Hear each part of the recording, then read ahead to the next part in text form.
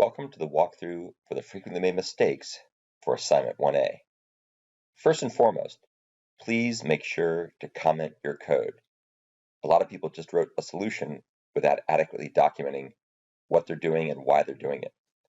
Secondly, do not remove the to-do markers. It's very important to keep them the way they are and just add your code underneath them. Otherwise, it complicates review of your code. Let's now take a look at the methods that people did wrong. Here's an example of a mistake in the constructor that takes an initial capacity parameter. Don't make the check compared to initial capacity -1 less than initial capacity. It should actually be possible to have the value be 0 or greater. Also, there's no need to initialize m size to 0, since that's done by default when the field is defined earlier in the class. Here's one of the problems with the unsynchronized array constructor that takes a collection as a parameter. This implementation is unnecessarily complicated and inefficient. Calling add all does more work than is actually necessary. So go ahead and do the code in a more simple way.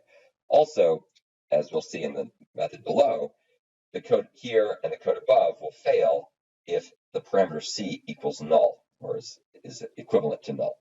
So make sure you check for that and throw the proper exception.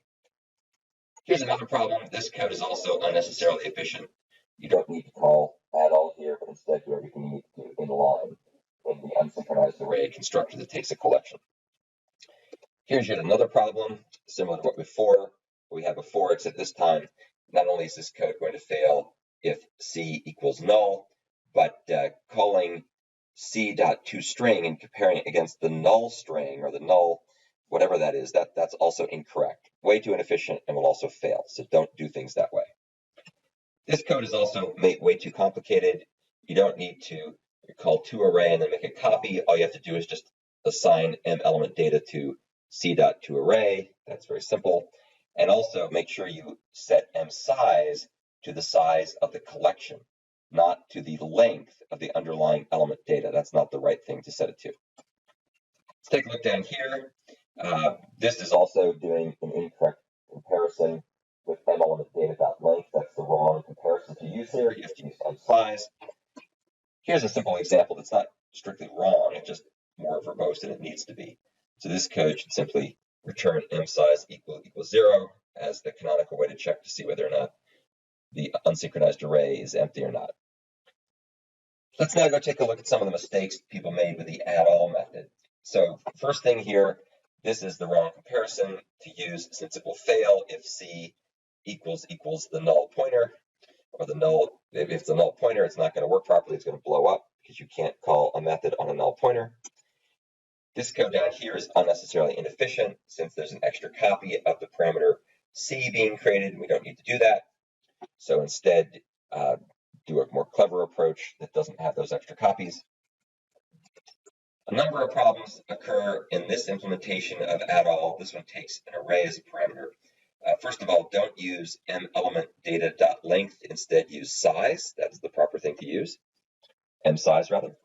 Do not use a for loop. Go back and read the instructions carefully for the specification of assignment 1A and watch the video. It makes it very clear not to use for loops. Also, make sure that you use the plus equal operator here as opposed to being redundant.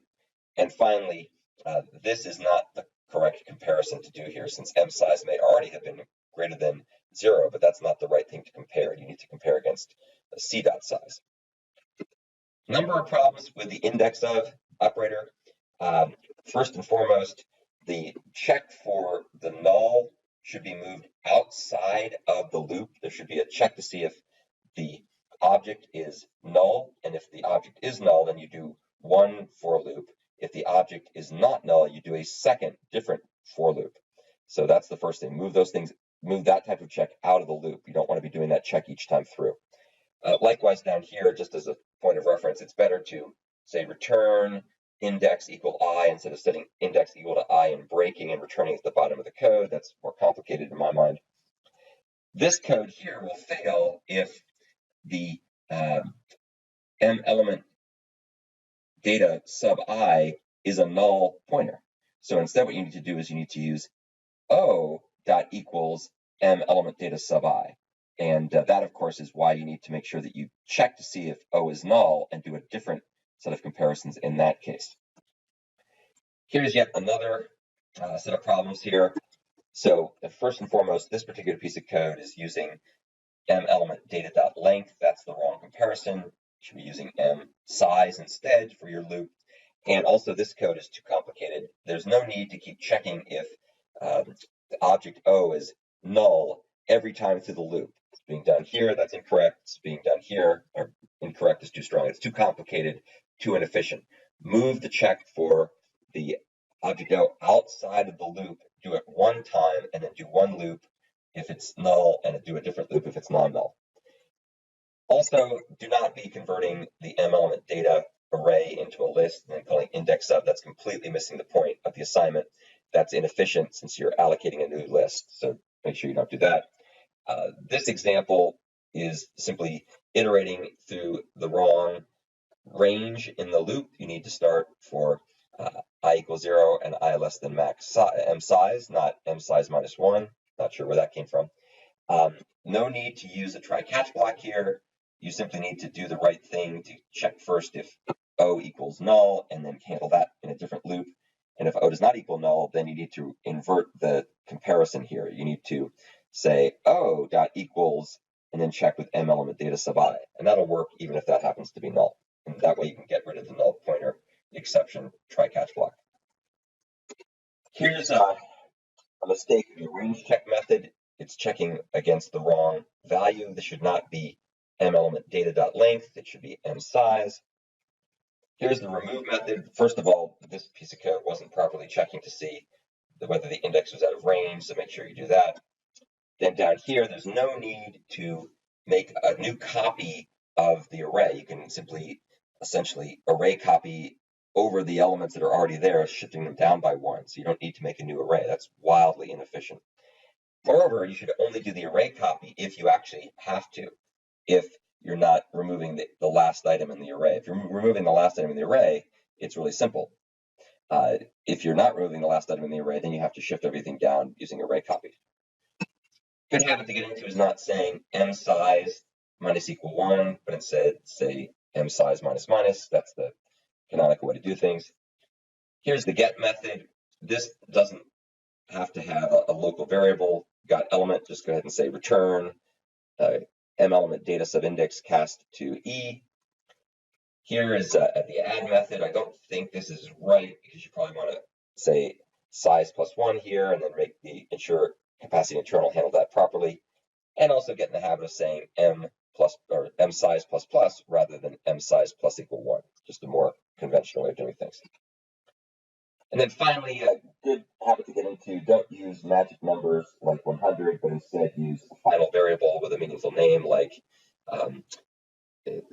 basically increment size or a growth size or average growth size or max growth size or whatever you want to call it. And it's probably even better, by the way, to double things whenever it grows, because that will lead to exponential growth model that will require fewer reallocations over time. So those were some of the problems that I saw with the code. Again, make sure you comment your code, and also please don't remove the to-do markers. So you're going to be responsible for integrating these fixes into assignment 1B, which will be out very shortly.